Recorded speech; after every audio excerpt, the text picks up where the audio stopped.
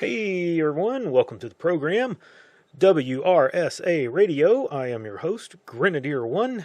As always, I hope you're having a good week.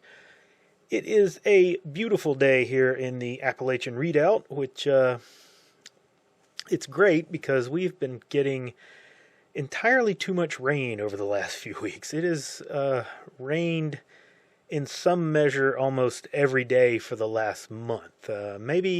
Maybe not exactly at my house, but somewhere right around me has seen a shower or something.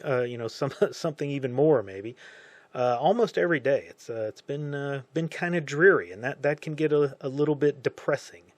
Can make you a little bit moody and gray. Now, for me, that means that when I get in that kind of mood, I tend to go back into my past and dig up old memories of stupid things I did and mentally beat myself up over them. It leaves me with some sleepless nights and generally in a foul mood, and I've been that way this week. It's a terrible thing, honestly, and that is going to be the topic of the show today, because this is both a micro as well as a macro problem that we face, and I think we need to discuss it a little bit. So that's what we're going to talk about today. Now, I want to start by delving into my own struggles with this, because I know I'm not the only guy who does this, and I know that there are people out there that who have this lead to some really long-term debilitating conditions, and it can even drive people to make a permanent choice to deal with the problem, and we don't want any of that to happen to anybody. So, ideally, if you're listening to this and you're motivated to, you'll listen to this, you'll be motivated to seek out and reach out to people who can help you overcome it. So, if you're listening, please do that. For me, there are times that I find myself kind of at a place where I look back into my past, and I almost always focus on a specific person and my interaction with them. Now, I'm not going to bore you with all the details. I'm not going to go into all that. It's private, personal stuff, and it was a long time ago. But needless to say, things did not go well, and I've not seen this person in 30 years, and I know some things about them, their life, now how it is today, and mostly that's through social media and people that we still have a common friendship with or that we know, but I've not seen them or spoken to them in 30 years. And I could blame myself for this situation. I do blame myself for this situation. And I spend hours and hours sometimes for several days at a time thinking about how things could have been different. And this is the key part here, so I want to not gloss over this. I waste an awful lot of time rehashing this in my head about how my entire past would have been different had things, gone a different direction. All kinds of scenarios come to mind and all kinds of what ifs, and I ask myself far too many times questions that I don't have answers for. Why did it have to be like this? Why did I have to say this? Or why did I say that? Or why did that happen? Why did they do this? Why did I do that? It's just over and over again the same questions and the same non-answers. And that's the bit right there. It's the non-answer. That's what keeps this going over and over. And I can't answer these questions because I can't change the past. No one can do that. I'm wasting my time in the present, in the now, trying to change something I can't change. And the past is not the present. No matter how much time I spend trying to relive it, it's not going to alter the present or the future. This is the important part here, the lesson of the day, if you will. Living in our past is not going to fix our present or change our future. We have amazing things in our lives in the present. We spend a lot of time on this channel and on a lot of channels and spaces looking at negative things around us, just marinating in the misery and the sorrow of what we're all facing from the outside world. And we do this so much that we're probably missing the good things that we still have before us, the things all around us. We have lives that we must live, and we have to find joy in them, even when the whole goddamn world seems to be falling to pieces around us. You may be in that dark place, and you may think it's not ever going to get better, but my friend, you can either wallow in that darkness, or you can go seek some light, because no one else can do it for you. They can help you if you ask them, but that still means that you have to take the first steps. You have to take action. And maybe in the near future I'll take some of my own advice here, and I'll reach out to someone and try to put this old business to rest. But it takes that first step. It takes action on our part to fix those old problems. Now, I said before this was a micro as well as a macro issue. So what did I mean by that? Well, not only do I think that we might often spend too much time dwelling in our personal past, I think sometimes collectively we may spend far too much time dwelling in our national past. And before you object to this, let me address something. I'm not talking about tradition here. Tradition is a fine thing. It's concrete that holds us together, and I have no issue with that at all. What I'm talking about is the reliance on historical figures and historical actions to kind of relive old glories and hearkening back to a golden age, this sort of hero worship of historical figures, those kind of things. And those things are fine to some extent, and they're an element of tradition, but they do not take the place of the present. We can't look to our past to fix our future. And I know it's so tempting and it's very seductive, but that's a place that doesn't exist anymore. It's a place that we can never go back to. We're all, every one of us, a sum of our decisions and our actions, both good and bad, for the entire course of our lives. I've said this before on the show. It's something that I've tried to drive into my own mind and live by this and really grok this and understand this, in our personal lives as well as our national lives. We can never go back to a time ever how many years ago, X number of years ago. It's just, it doesn't happen.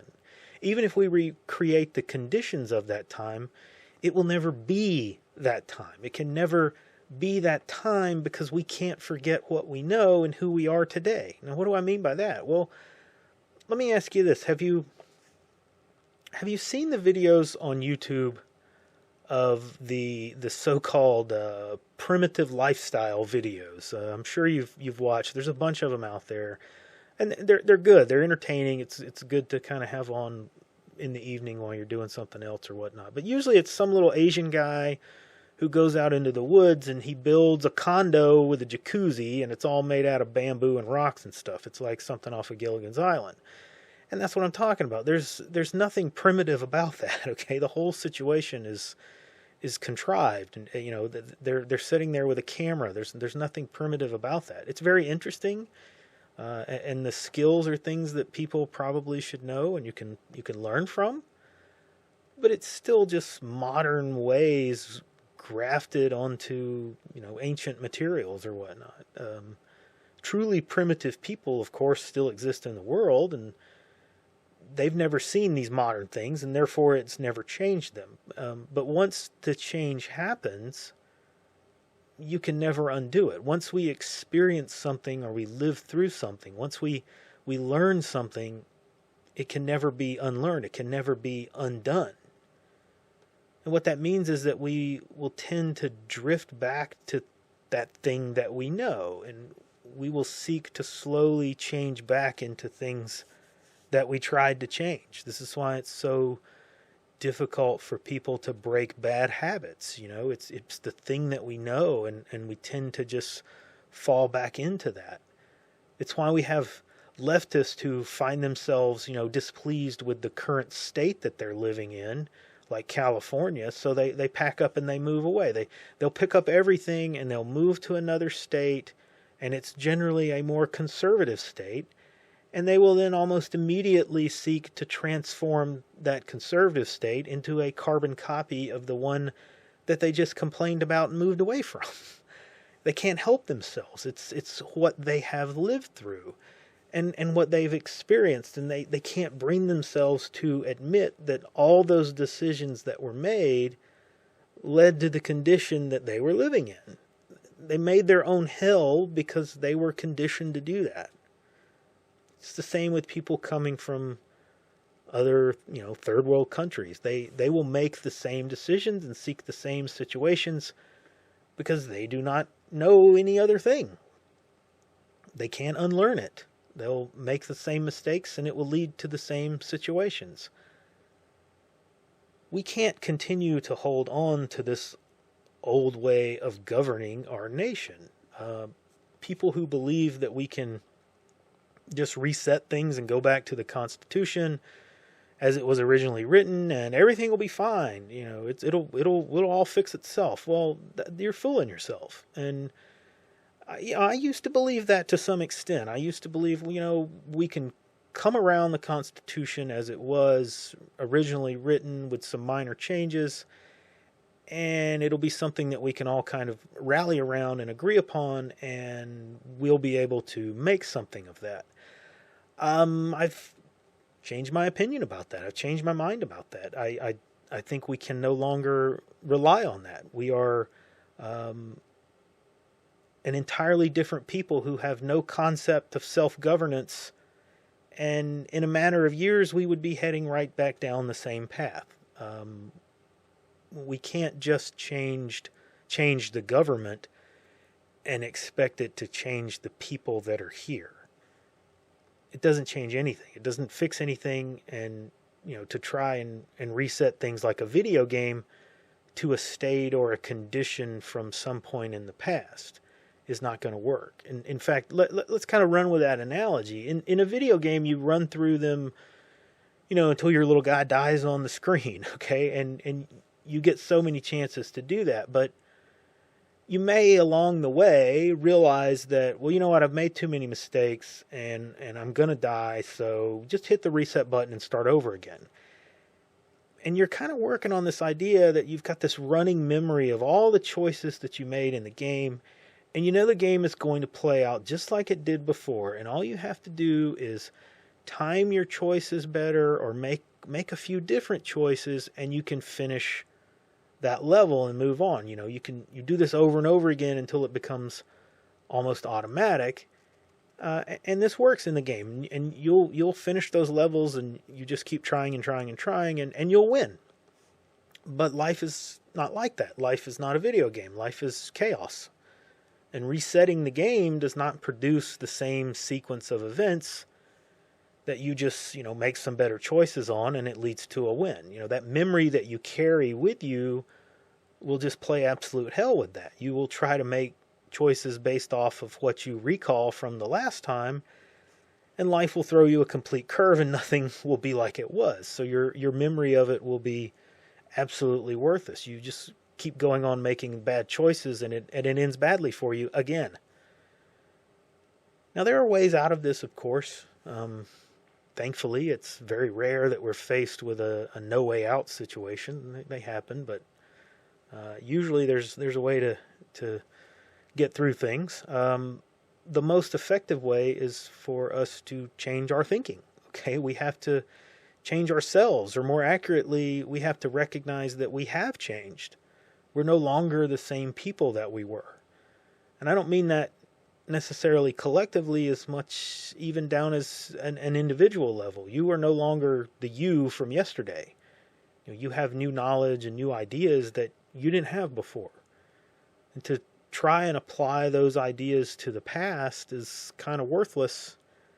And in many ways that means the ways of the past are not going to fit into the present either.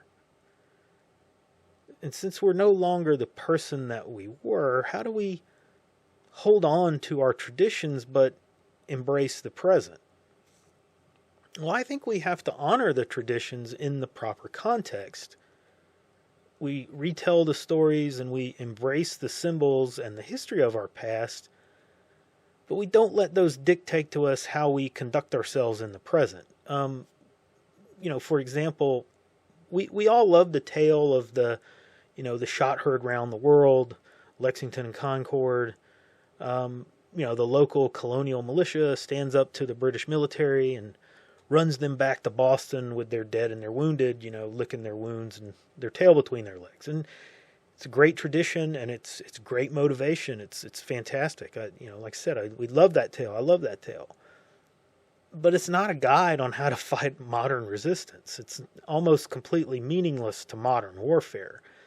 And there are some lessons to be learned there. Of course, there's always lessons to be learned. And that's kind of the key piece is pull out what works, what is relevant, but keep the rest of it in proper context. Mostly it's meaningless to your current situation. We can't let the past have undue influence over our present. Now, I can't answer exactly which traditions we should be working with here or how to place them all in context, what we should hold on, what we should put away and put up on a shelf or what have you. I don't, that's not my place, okay? We have to decide that together. But what I can say is that we have to be brave enough to let the past go and move on. We continue to see that our enemies are moving. They are at work here. Just this week, we've seen evidence of that. The parties in power continue to do what they do, and they hope that you are so frozen by your reluctance to change your thinking that you will do nothing. They want you to lay awake at night and continue to beat yourself up and think that if you just voted a little differently or just did this a little differently, that things would be better. Well, maybe it's time you stop voting. Maybe it's time that you think a bit differently about how the future can be if you just stop doing the same thing over and over because that's the way you've always done it and you don't know any better. There's a different path. You just have to be willing to walk it. Now, that's all I got time for this week, guys. Like and subscribe. Come see us over on Gab and the Mothership. And I will see you on the next episode.